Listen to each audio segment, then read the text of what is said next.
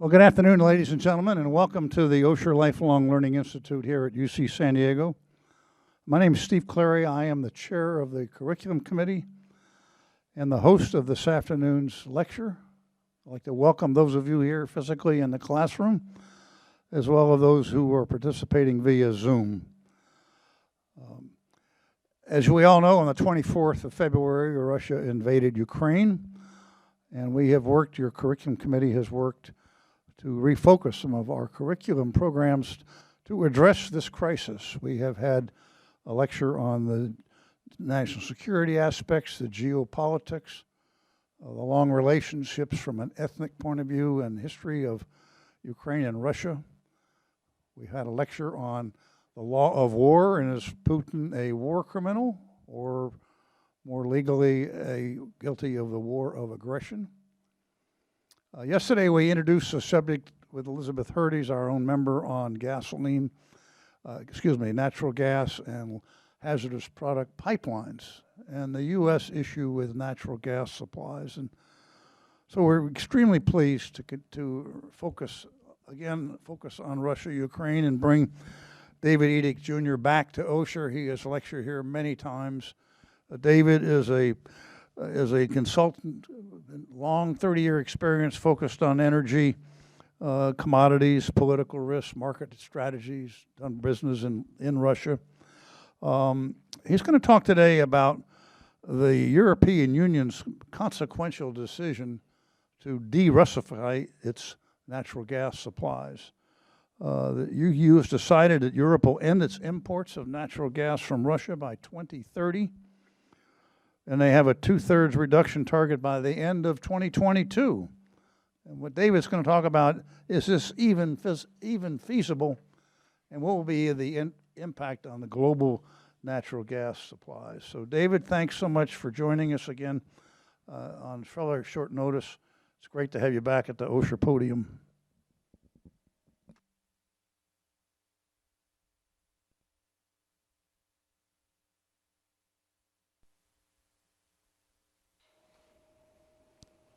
Well, thank you very much, Steve. Can you hear me? We're good. Outstanding. Well, this is my first in-person presentation in a very long time. And thank you all for coming out, and for those of you that are online on the Zoom call, thank you for taking time to participate in today's program. And today I'm going to talk about the de-Russification of Europe's natural gas supply. Obviously, a lot has happened in the last year, most of which we wouldn't have anticipated a year ago. So at the end of 2021, the second half of 2021 in Europe, they had a different kind of a natural gas crisis. An explosion in prices, historic, looking back to 2005, from the second half of last year through the end of the year, prices went to the moon, with its own economic impacts on industry and on residents, on voters, on ordinary people. And the consequences were just beginning to really filter through when, on February 24th, Russia invaded Ukraine. Now, since the invasion, since the beginning of the year, you can see the flows of gas to Europe have been uninterrupted for the most part, barring the Polish and the Bulgarian situation, which is more politics than gas. So it's interesting that in the midst of a real war, gas flows continue. I will say that the view from the Kremlin going into this invasion was that it would take about a week. Notices went out to airports across southwestern Russia that they would be closed for a week. And that's a pretty strong statement of what they expected.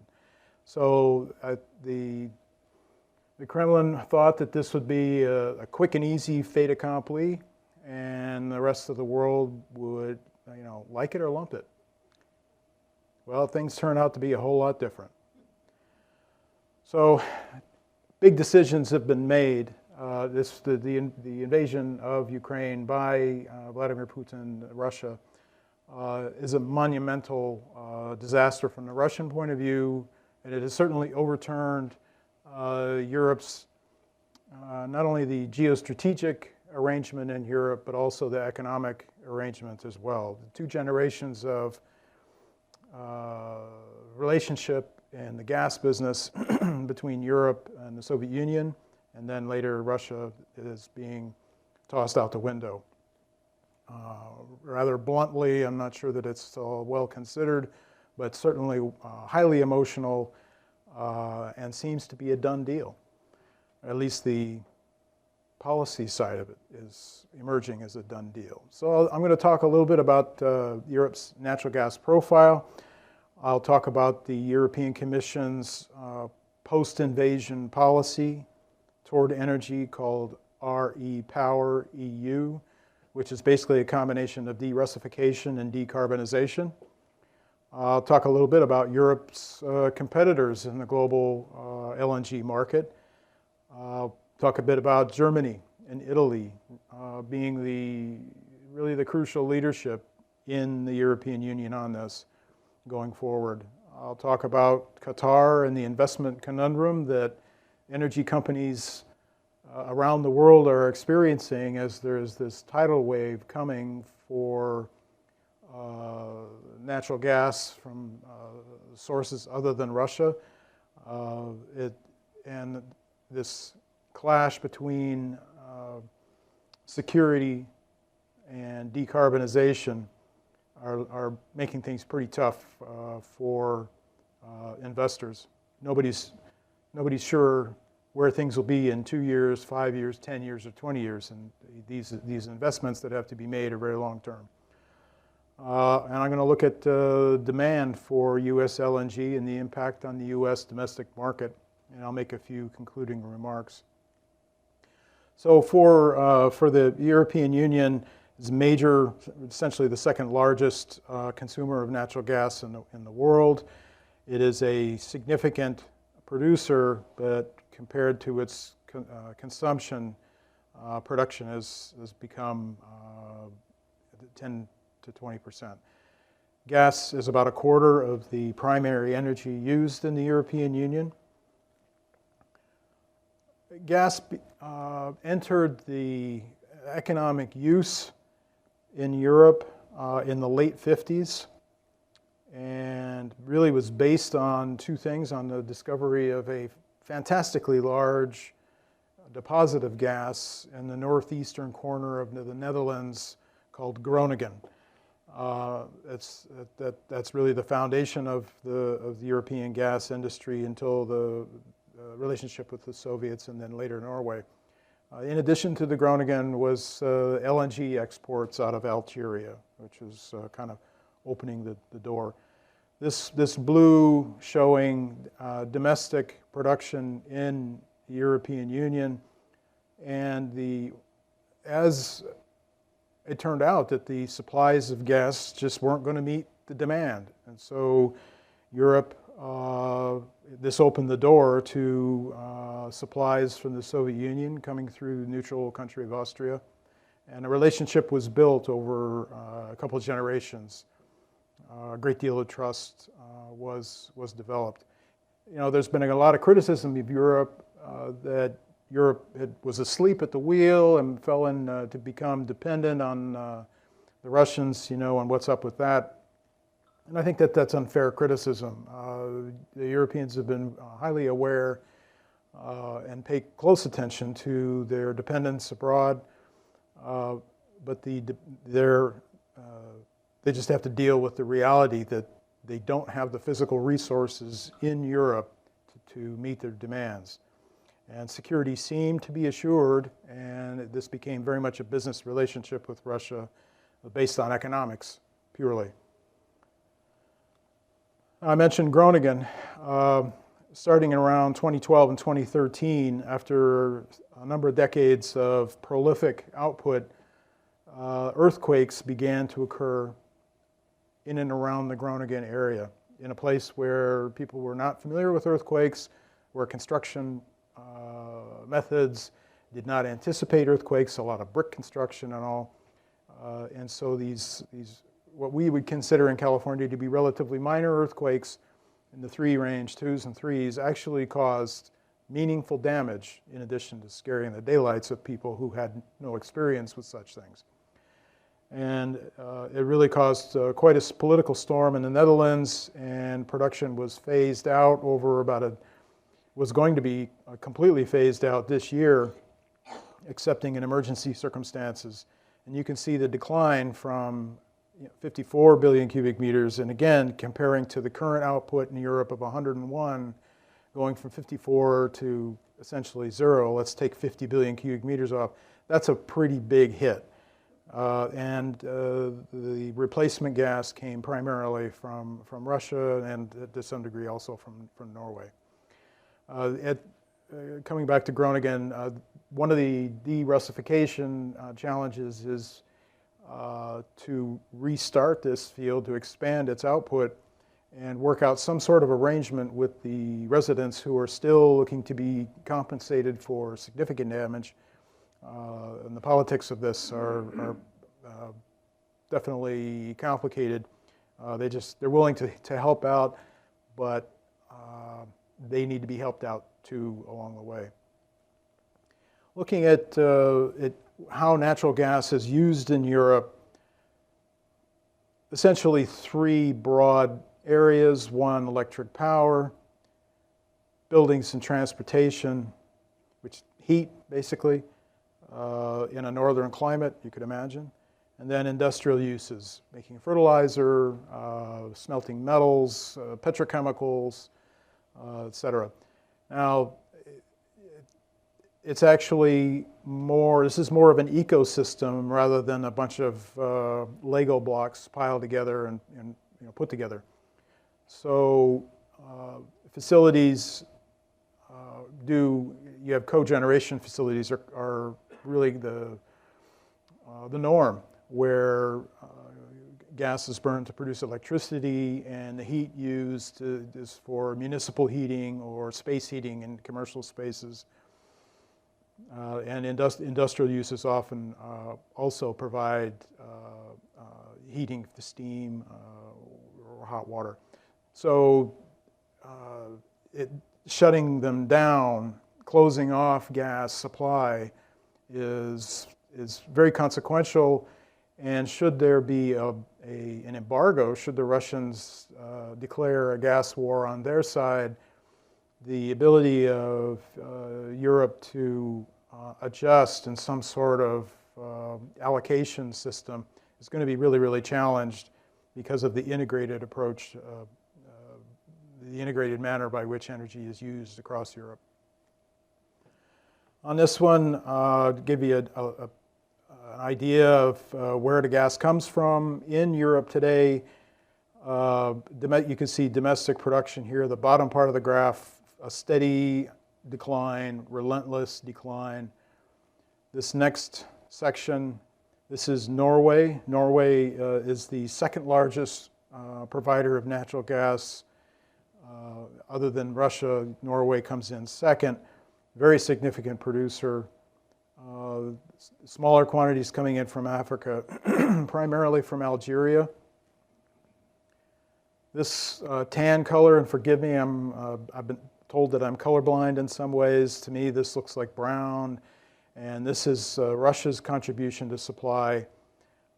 This lighter tan color is beginning flows from Azerbaijan and a bit from Libya. And the blue is the rising profile of liquefied natural gas imports into Europe and growing.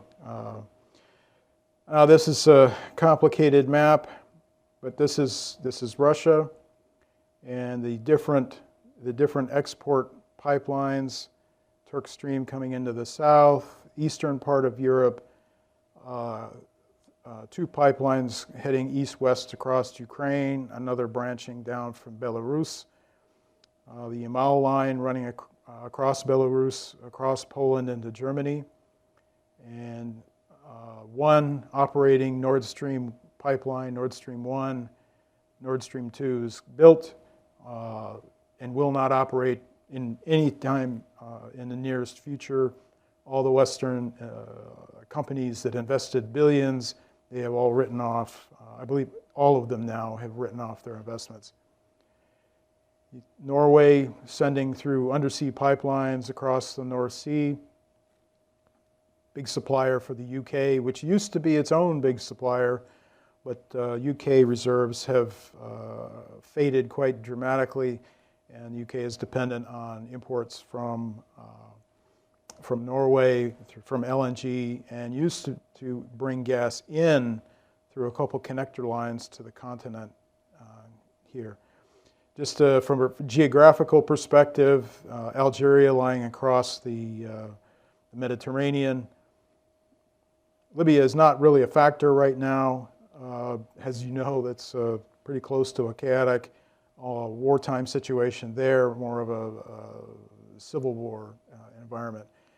Flows coming out of Azerbaijan and from the Caspian, across Turkey, across the southern Balkans to Italy. This will be growing in the years to come, maybe triple from what it is today. We'll see, running from 10 billion to hopefully approaching 30 billion cubic meters, perhaps as much as a decade from now. Just looking at this map, Norway doesn't have any spare capacity. Algeria doesn't have any spare capacity. Nobody has any spare capacity to deliver by pipeline immediately. So de-Russification, is it possible, or really more to the point, is it feasible? So looking at how through the years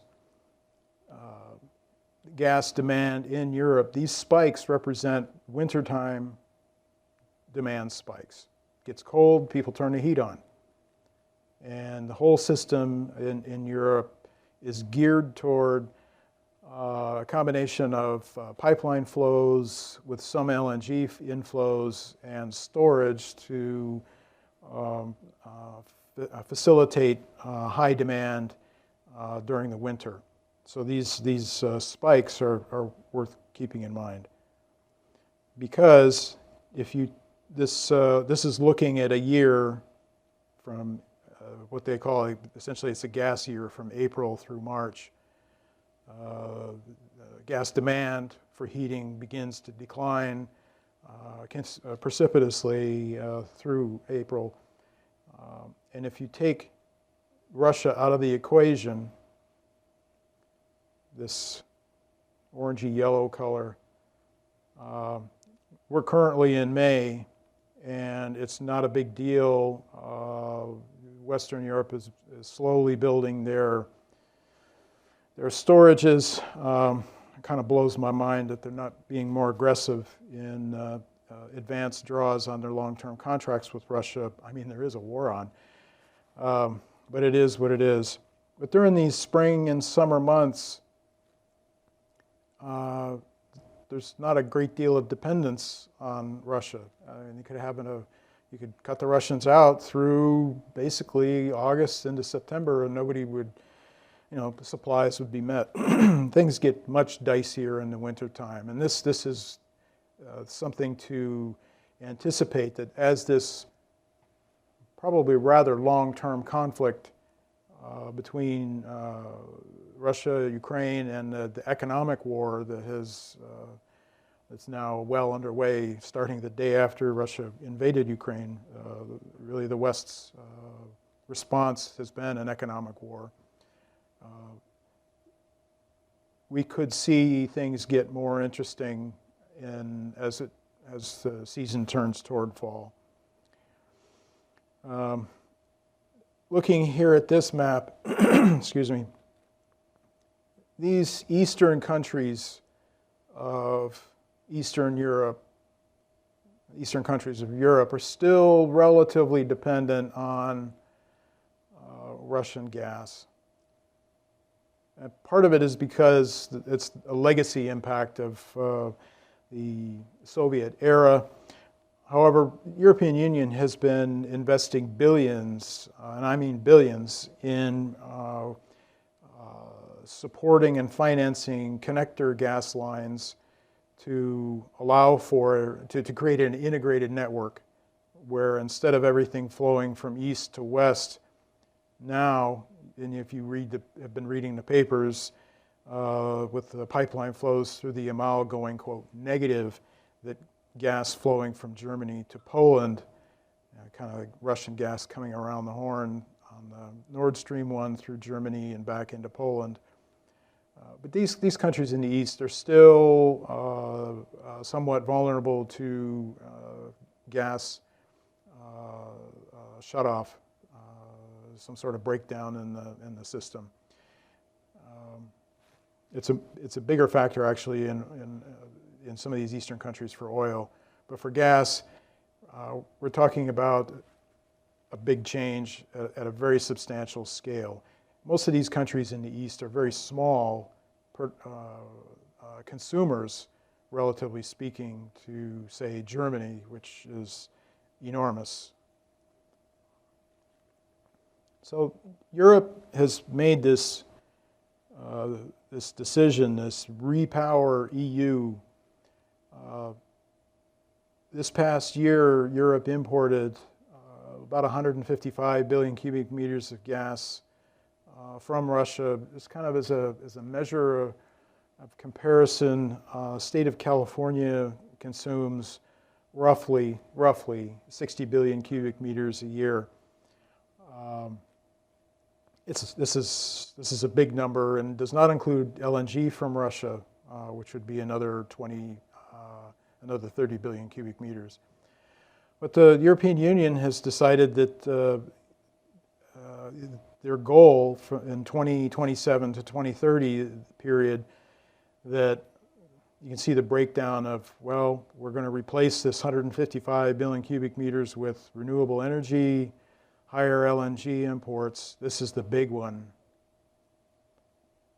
Other pipelines, electrification, biomethane. They are projecting a massive increase in biomethane. I think that's a pretty bold projection. And then there's a huge increase in the green hydrogen will play a massive role, 38 billion cubic meters worth of equivalents. And as of today, there is no green hydrogen economy in Europe. So we're looking at some projections. Let's be kind about it. However, rather a more hard-nosed approach, it may be not cynical, but maybe a more realistic view.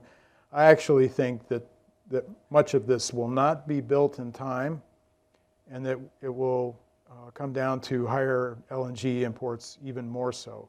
So Europe is going to be coming into the global liquefied natural gas market in a big way. This all, of course, assumes that there'll be no deal with Russia. But quite honestly, as I look through the politics of it and the decisions that have been made, even with a ceasefire or even a peace agreement in Ukraine, this is a fundamental change. Europe will not go back to the way it was, and this is one of the consequences for Russia. They can live without this money. Certainly, the Kremlin can, but the impact on the rest of the world is going to be quite substantial. It has not been thought through.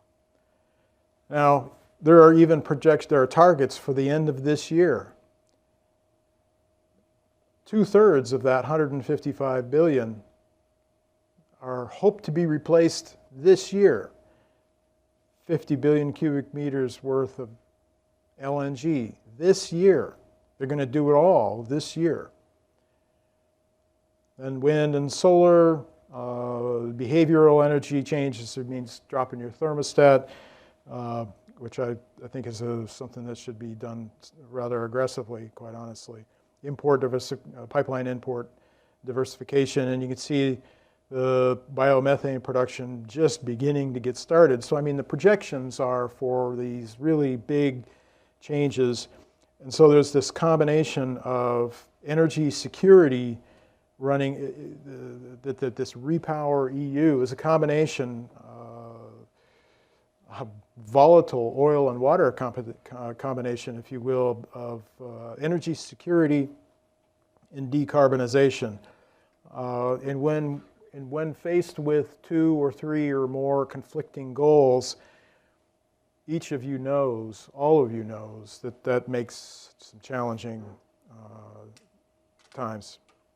So what is LNG, liquefied natural gas? So LNG is natural gas, it's methane, CH4, that has been cooled to minus 260 degrees Fahrenheit, 162 Celsius, and that reduces the gas volume to a liquid that takes up 1/600th of the original space. So I mean, it's a dramatic reduction in volume. It is an energy-intensive process, but ultimately is economic in many, if not most cases, and allows gas to be shipped safely and efficiently aboard special ships from one part of the world to another. Looking at a floating liquefied natural gas terminal, which is what is coming to Europe in many, many, many circumstances. This is the fast bolt-on solution. You have a tanker, an LNG tanker that docks next to another tanker that contains not only storage tanks, but also gasification facilities, and essentially using seawater to warm up this liquid gas, turn it back into a gas, and inject it into the regional grid, if you will. And this is how this will be the solution of choice across Europe. Just to give ourselves some additional numbers to work with, I mean, we're not. It's a challenge, I think, for most people whose interests and specialties are elsewhere, to jump around between cubic feet, cubic meters, and metric tons and all. But anyways, so this 50 billion cubic meter goal, that 50 billion cubic meters works out to about 36.5 million metric tons of LNG. The existing capacity of the U.S. LNG industry is a little over 80 million tons per year. So this is looking at the global picture for LNG. Here we are at about 2022.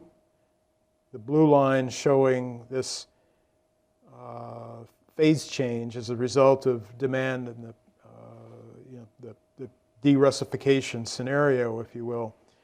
And it is a very large increase projected. And again, they're working with the data provided, the targets provided by the European Commission, where you have 50 billion cubic meters of LNG, and then you have all this green hydrogen and biomethane. Now, if green hydrogen and biomethane don't work out as fast as hoped, then it's going to come down to a bigger pull on LNG. It takes 2, 3, 4 years to build one of these facilities, a liquefaction facility, really at the fastest possible rate. And these are multi-billion-dollar decisions. So really what is being anticipated here is a very large change over something that's been built over really a couple generations. Now, I want to focus on this pair of lines, okay?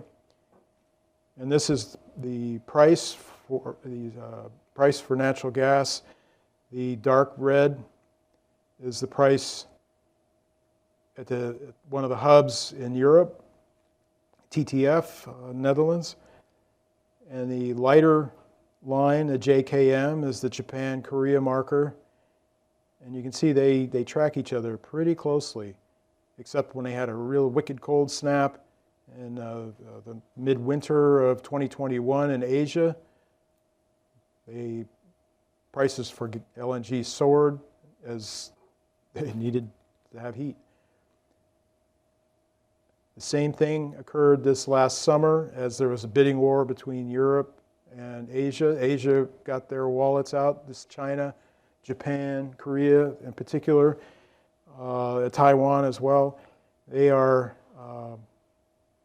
pushed Europe to the side and ultimately ended up with a crisis really as November turned into December, and this wicked spike here is ultimately what broke loose that great flotilla of LNG tankers that you may have read about that were heading from North America to Europe. Many of those tankers actually were diverted from Asia as the winter in Asia turned out to be not so bad this year, and the Asians having an eye, and the global traders of LNG having an eye on where they could make a buck, shipments were sent to Europe at fantastic prices. And then you have the price spike associated with the invasion of Ukraine, and prices remain elevated, but the two run in tandem.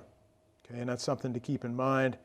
This lowest line, this is U.S. natural gas at Henry Hub. So you can see there's quite a differential here.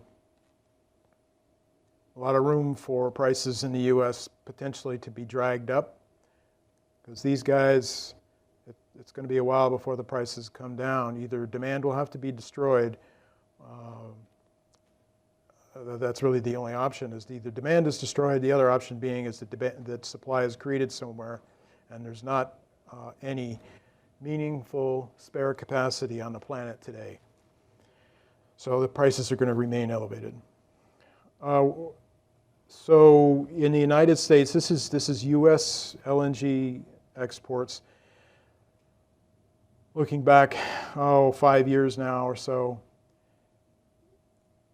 a large portion of especially in the early days of the projects, depended on long-term contracts to be signed with buyers. And the builders of these LNG projects in the United States would use those long-term contracts as leverage to get bank lending to actually finance the construction of these facilities. But over time, as the facilities were built, production increased, an increasing amount of LNG became available on the spot market. And this will be a trend. This was a trend that was sustained all through 2021, this being January 2021 on this last graphic. And so remember, you have that competition between Europe and Asia over LNG. And while somebody in Washington may say, we're here to help you in Europe, right now, the U.S. natural gas industry consists of companies who are in business to make a profit. And they will sell their cargoes to the highest bidder. This isn't for them. Still, this is business. It's not politics. It's business.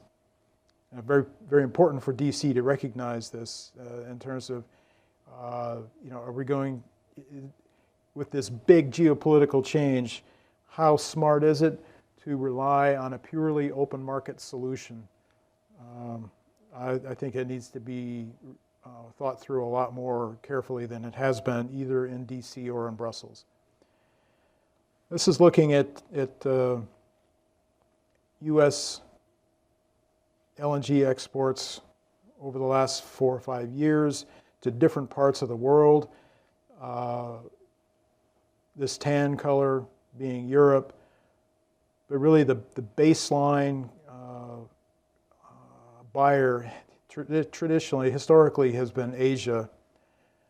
Europe has operated primarily in the spot market. Asians have preferred to have long-term contracts, and Latin America has been a factor. This last year in particular, with a big drought in Brazil, created unexpected demand for LNG that complicated Europe's rush into the spot market. Turned out the Brazilians were already there. Looking at LNG flows into Europe, these are the different colors are for different importing countries in Europe. And I want to draw your attention to this darker blue color. This is the UK.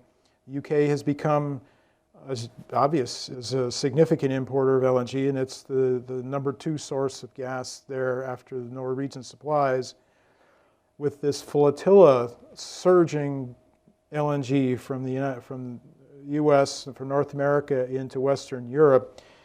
The UK has a lot of facilities for importing LNG. And the surge, this flotilla, which is a big surge, but this is nothing compared to the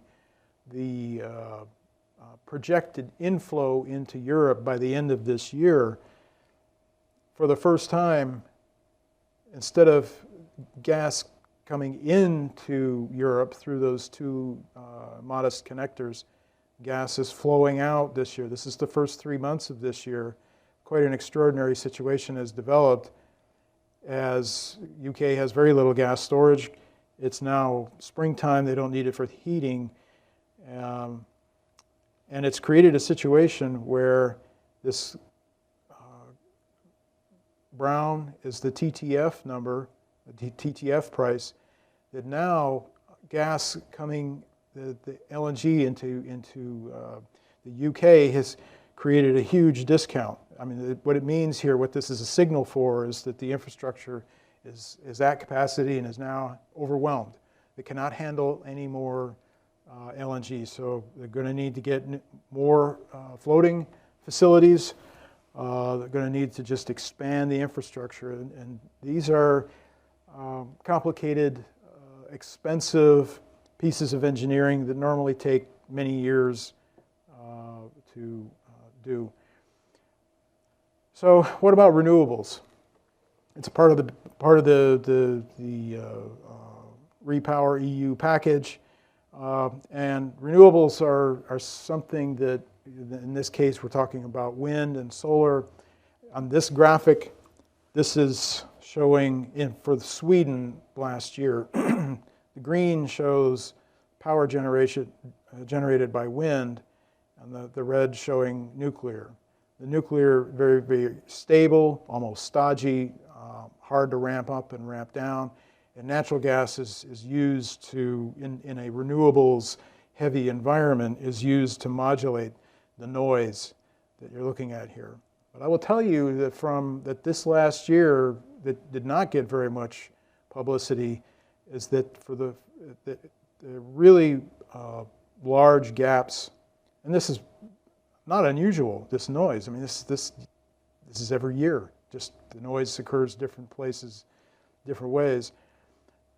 For one, it means that you have to overbuild vastly. This is, and just think in terms of if you're going to take excess wind and put it into batteries or generate hydrogen. Your software can be really, really good, and it'll need to be really, really good, because from a business investment standpoint, building out green hydrogen or basing a grid on high content of renewables without gas, but any high content renewables, the opportunity to create an unstable grid is significant. And there were long periods last year where wind, I mean, the second quarter was awful and resulted in a big move to coal and a lesser move to expensive natural gas by that point, but a big move back to coal. And so it's also very expensive to have to maintain all this old legacy infrastructure that you need when the wind isn't blowing. And of course, in the wintertime, the sun is pretty weak in the northern hemisphere. This is underappreciated and needs to be dealt with in a serious way. When the wind blows, it's cheap. When the wind doesn't blow, it's not cheap. And in terms of the ability to build out that infrastructure, this has been a terrible year for the wind energy business, and it's 2021, and 2022 is getting off to an even worse start. Combination of supply chain difficulties and inflation. Siemens Energy here, just a few days ago, reporting the shares at a record low, and that the turbine problems are mounting. The industry as a group had time with the European Commission in Brussels and said, look, we're not sure we can even meet our existing targets, and you want to accelerate building. Well, we're going to need to fix a lot of things before we can even reasonably consider that, and that gets before the issues of locals, not in my backyard, resistance to power lines and other infrastructure.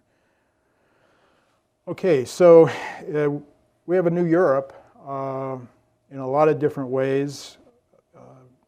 Historically, Italy has been seen as kind of maybe the most troubled country of Europe for the last 10, 15 years easily. Italy is the third largest consumer of natural gas in Europe after Germany and the UK, close after the UK. Mario Draghi, for those of you that study finance and all, may remember him from his work as head of the European Central Bank in rescuing the euro. He's now Prime Minister of Italy. He is a sharp dude, not just because he's got a business background, but he's very practical, but he also understands the connection between business and politics. Very, very well-rounded, very sharp guy. And the Italians are certainly blessed to have him. And he, along with the Germans, and this is a face that you will want to remember, a name you will want to remember, Robert Habeck. He is the economics minister and vice chancellor of Germany today after Scholz. But so he heads the economic affairs and climate action department. And his background is with the Green Party. And it turns out that this fellow is a quick study. And he is a practical quick study. So I have been very impressed with his ability to take on information in a hurry and to appreciate its relevance, what's timely, and make choices. And Germany is faced with this clash between not only de-Russification and decarbonization, but also economics. That is also being tossed out the window these days. And this is something that Germany is dealing with now as the world is dealing with this period of inflation, and which will roll into some kind of recession later this year or next year. Certainly to be quite a nasty experience for everyone. But I think the Germans, this is somebody to remember. There are some capable people on deck. So Germany is imported last year from Russia 46 billion cubic meters of gas last year.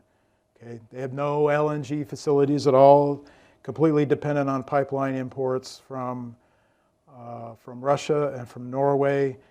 And then, of course, there's some LNG, degasified LNG that leaks across from different countries. But this is what the Germans plan to do. This is flying fast. By the end of this year, 2/3 of this is going to be replaced by floating LNG facilities. More to come. I do not know what this is, this additional LNG supply starting this winter. I love these categories that get slipped in. I can't tell you what that means. It's a significant number, but I like the 33 really a lot. That's a bold statement, and it would put, by 2026, it would put Germany as one of the primary LNG channels into Europe when, as of today, it's zero. So this is a big change coming. The Germans are whipping out their wallet.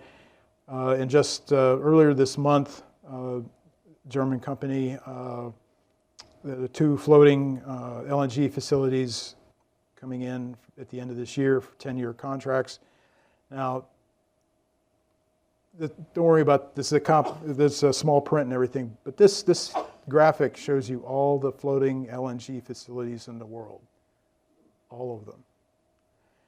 There aren't very many, and the ones in red are owned by that German group. So there are going to be 2 that are going to get moved. Most of these are already assigned in Asia.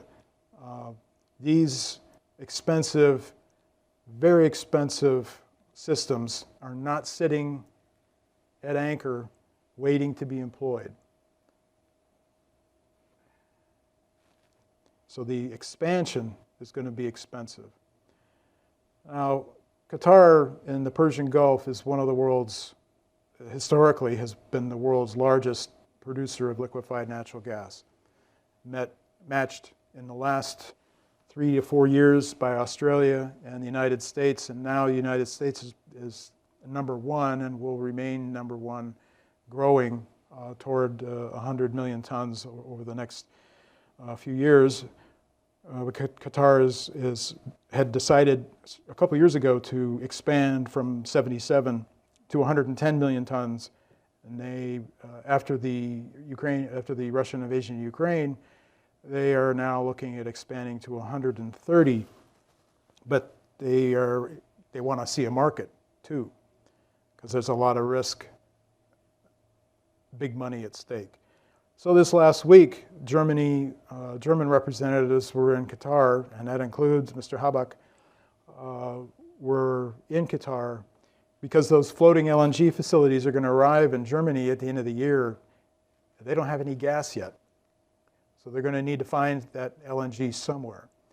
Now, a lot of this is not coming for several years out of Qatar, but the talks broke down really as a dispute over how long the contracts are going to be and how much flexibility is in the contracts. Basically, you have the situation across the energy industry, which is this. After 10 years of pushing for decarbonization, Wall Street has taken it on board. Investing in fossil fuels has been seen to be, if not a losing bet today, it will be a losing bet tomorrow. So why make that investment today? This is especially the case in Europe. Less so in the United States and Asia, but it is a major factor. And we have a clash here between energy security and decarbonization. This is just illustrates it perfectly. The Germans need the gas today. And in essence, the energy industry companies are saying, well, you want it today, but what about tomorrow? So this uncertainty, this clash between energy security and decarbonization has created a really dangerous mix in the energy industry worldwide. And it is sustaining a multi-year period of underinvestment. The money didn't go into fossil fuels because it was assumed that the green and renewables would build out. But even if they didn't, companies that stayed in fossil fuels they were the bad guys. So something to pay attention to. Is U.S. LNG the answer? Well, they're coming. Back in March, there was the nice political announcement out of Washington that the U.S. would supply 15 billion cubic meters of LNG to Europe. It just so happens conveniently that this expansion, this is the anticipated expansion in U.S. capacity this year. There are a couple new facilities coming online. But the fine print in all of these articles, you get to the latter paragraphs, right to the end of the article, and it's, well, of course, it depends on companies and, whether prices are agreed. These will be commercial arrangements. These are not political arrangements. So this is quite unfortunately, a political demonstration of solidarity. Solidarity doesn't turn the heat on. They don't take it at the bank. And while, ethics and values have their place in the world, we live in a complicated world. We can't always get what we want, but with luck, we get what we need. Looking at the U.S. LNG industry, starting first production facilities built in 2016, and this was, 4 or 5 years of planning and construction before Sabine Pass came online. Now, U.S. natural gas output, for discussion's sake, is about 92, 93 billion cubic feet per day. So you can see that LNG is beginning to draw significantly on U.S. supplies.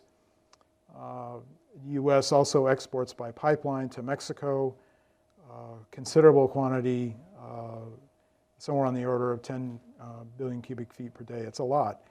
So there's U.S. supplies are well on call already.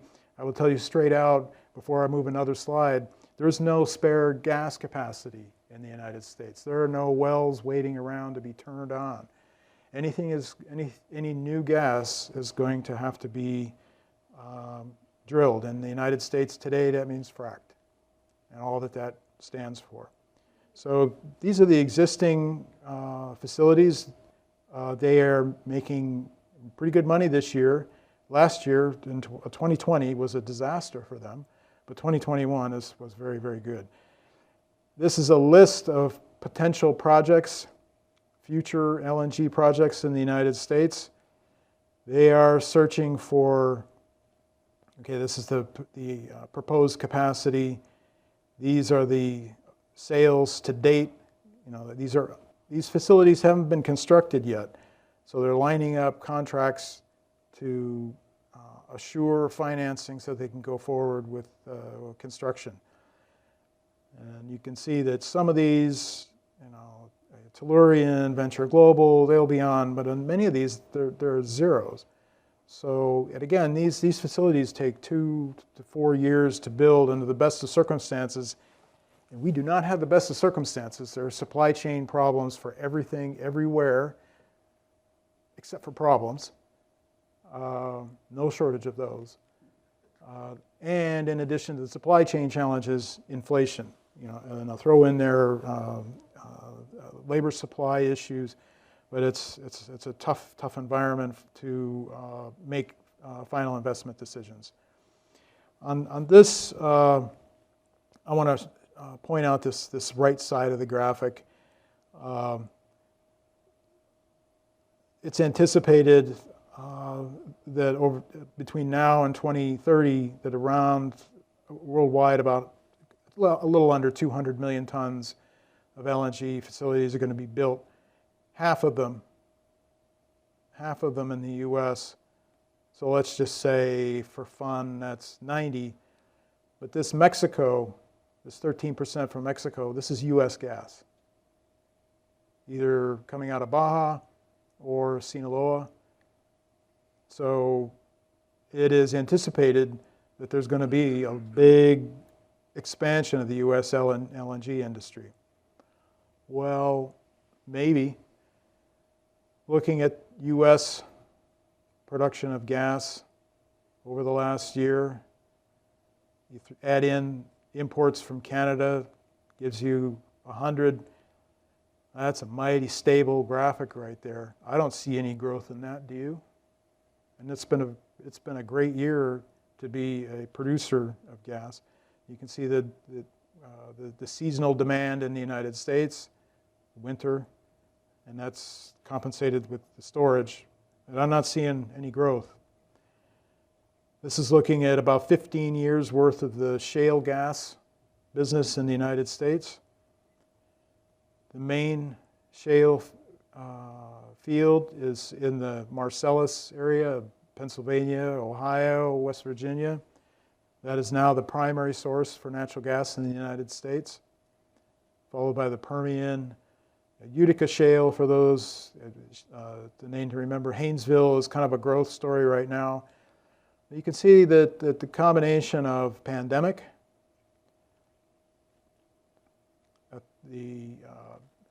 the understanding finally in the energy industry that shareholders needed to profit as well.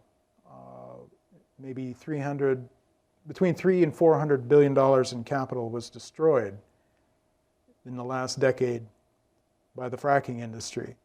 While it was resulted in a prolific output expansion, it did not produce prolific cash flow. And the only way it worked out was cheap money in the US, lots of it, and kind of a Ponzi scheme. That's a raw word to use, kind of a harsh word to use, but in a lot of ways that's what took place. Companies borrowed on a promise from investors in particular, and they used their asset base with banks to get funding, but the capital that went in was not matched or exceeded by the capital flowing out. So a big shock hit the industry in 2018, layoffs everywhere, and that caused a pause. And then the pandemic hit. You got the Texas freeze, a little bit of recovery, but then again, looking here late 2021 into 2022, this is not expanding. It might even be fading a little bit. Now this graphic, this is the behavior of a frac well. These very rapid decline rates in output. So, let's say, in 2018, it did a tremendous amount of investment, drilled a blizzard of wells. Now, this is oil, but the same behavior is in gas. Drilled a blizzard of stuff, but the output falls at a tremendous rate. And so in order to sustain output, you have to invest continuously. It's like a treadmill. And just to keep up, you need to be investing a lot of capital, a lot of sand, a lot of frac crews. This is a capital-intensive business. And oh, by the way, your investors need to be making a buck. But just looking at how the geology performs, this is very different from the old school oil and gas well. This is very much an industrial activity, and it is a relentless thing. And you take your foot off the gas, you take your foot off and kind of coast, and this is what you get. You get a sudden topping, and then to expand from this kind of a topping situation, we have all this decline dragging you down. So you have to compensate for that drag down, but now you want to expand, so you're going to have to hyper push capital and resources into drilling. Well, interest rates are coming up, and they are going to keep coming up. So suddenly capital is going to get a whole lot more expensive. Frac crews have been hard to come by. Sand is in crisis. So there's not going to be a big expansion here, folks. And another thing that's complicating things is more than a third of the natural gas in the United States is used to generate electricity. And over the last decade, one of the great success stories of the gas boom has been that it has sidelined coal. It's pushed coal out of the electricity business on a scale that no one would have imagined. However, the last 2 years have gotten kind of interesting as as gas got expensive, relatively speaking, coal began to creep back in. And now with Europe having embargoed imports of coal from Russia, and Russian coal had a significant position in European thermal and metallurgical coal markets, the Europeans are now coming to the United States, South Africa, Colombia, Kazakhstan for coal to replace that Russian coal. Well, they've showed up here in the United States, and very, very interesting surge in U.S. coal exports. And what that has done is it's lifted coal prices, but it's also lifting gas prices. So there's several things going on here, and we're in the early stages of a very significant, what may be a very serious spike in gas prices. Any of you that are paying utility bills, I'm sure, have noticed already, and that's before things get these recent costs begin to filter through. So there are a couple things going on. One is the arbitrage between that very low price for gas in the United States, relatively speaking, versus what Europe and Asia are paying. That as Europe comes into the global market to buy gas, to buy LNG, investors, traders, to some degree are anticipating this arbitrage where the U.S. prices are going to be dragged up, with hopefully dragging down a little bit the global prices, but that differential narrowing. And this is in addition to the clash between coal to generate electricity in the U.S. and gas to generate electricity. So there are multiple things coming together here. You throw into the mix the fact that U.S. production of gas is flat and is going to be really struggling to grow. This sets up for a very, very expensive fall and winter in the LNG business. And it's already had consequences in Europe. What they experienced there last year really hammered the fertilizer industry there.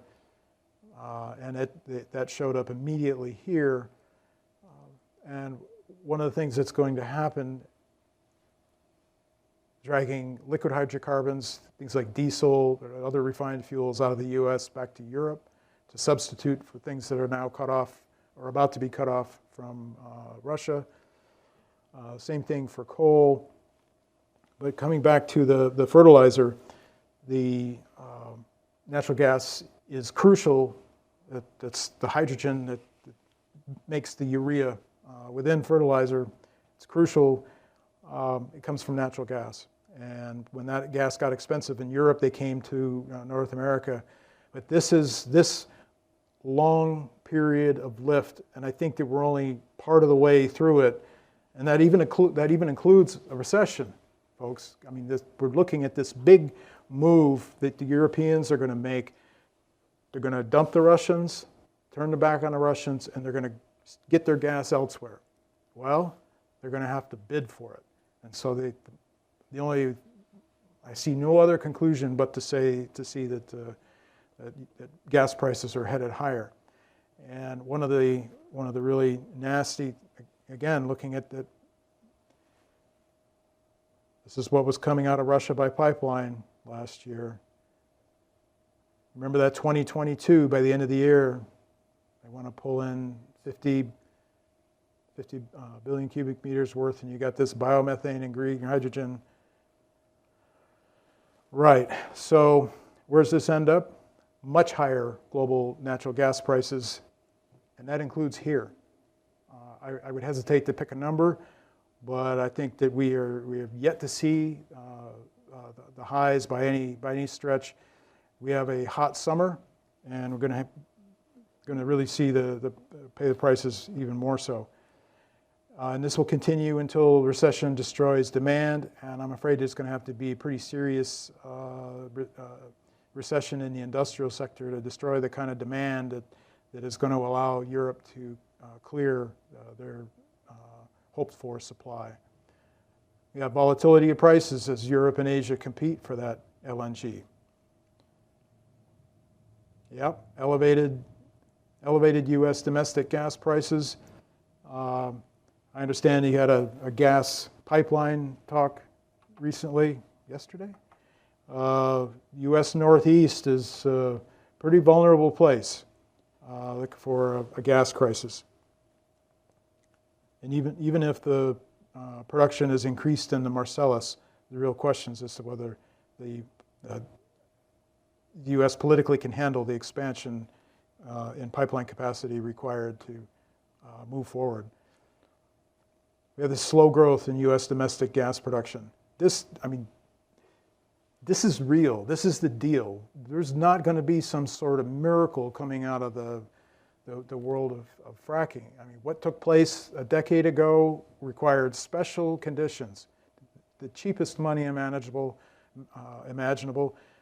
investors not really paying attention to the ball, kind of getting sucked into the narrative, what a wonderful story, energy independence, et cetera. The environment is much, much tougher. Shortage of supplies of sand, to say one, drill pipe, frac crews, and money. The money's expensive. So there's going to be a serious impact on fertilizer prices, and that will have a follow-on impact on global food production. This has some totally separate from the inability of Ukraine to ship grains out of the Black Sea or any kind of Russian embargoes or embargoes that the Indians are putting on and others that will follow. This jump in fertilizer prices, farmers will economize and the yields will fall, and you're going to have a real social, political impact worldwide on that. This gas transition that Europe has set off on for political, for strategic, even for ethical reasons, this is going to be massively turbulent, massively expensive transition.